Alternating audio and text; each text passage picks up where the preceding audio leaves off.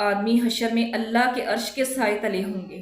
پہلے نمبر پر عادل حکمران ہوگا، چاہے وہ حکمران ہے، چاہے اس کے نیچے 10 لوگ ہی کیوں نہیں، چاہے وہ کسی ملک کا حکمران ہے، اگر وہ عدل سے کام لیتا ہے، انصاف سے کام لیتا ہے، یہ صفت اللہ سبحانہ وتعالیٰ کو اتنی پسند ہے کہ حدیث مبارکہ میں عادل حکمران کا نمبر پہلے نمبر پہ آیا ہے۔ تو جو لوگ اللہ سبحانہ وتعالیٰ کے عرش کے سائے میں ہوں گے ان میں پہلا شخص ہے عادل حکمران، عدل کرنے والا اپنی رایا کے ساتھ۔ اللہ سبحانہ وتعالیٰ قرآن پاک میں فرماتے ہیں ان اللہ یحب المقسطین، بے شک اللہ سبحانہ وتعالیٰ کس سے محبت کرتے ہیں؟ انصاف کرنے والوں سے محبت کرتے ہیں۔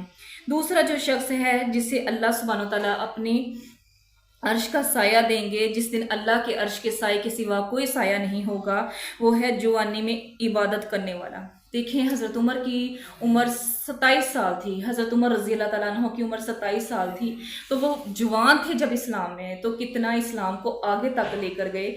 اللہ سبحانہ وتعالیٰ نے ان کی جوانیوں کو پسند فرمایا، تو جوانی کی عبادت اللہ سبحانہ وتعالیٰ کو بہت زیادہ پسند ہے۔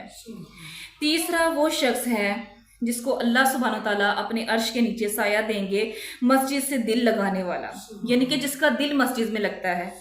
چوتھا وہ شخص ہے کہ اللہ کے لیے ایک دوسرے سے محبت کرنے والے، ویسے ان کا آپس میں کوئی خونی رشتہ چاہے ہو یا نہ ہو، لیکن وہ بیٹھتے کہاں ہیں؟ اللہ کی محبت میں بیٹھتے ہیں۔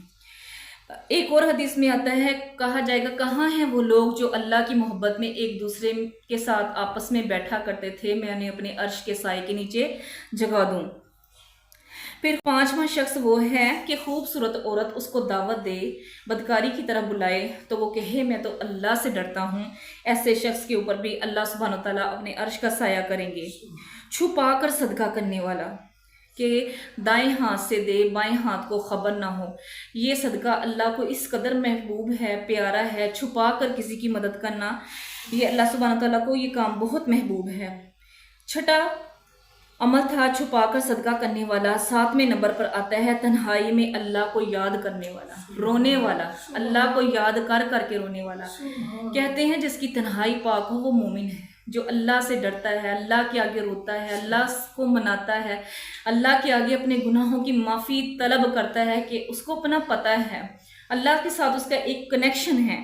ایسے شخص کو اللہ سبحانہ وتعالیٰ اپنے عرش کا سایہ دیں گے۔ اللہم اجعلنا منہم، آمین۔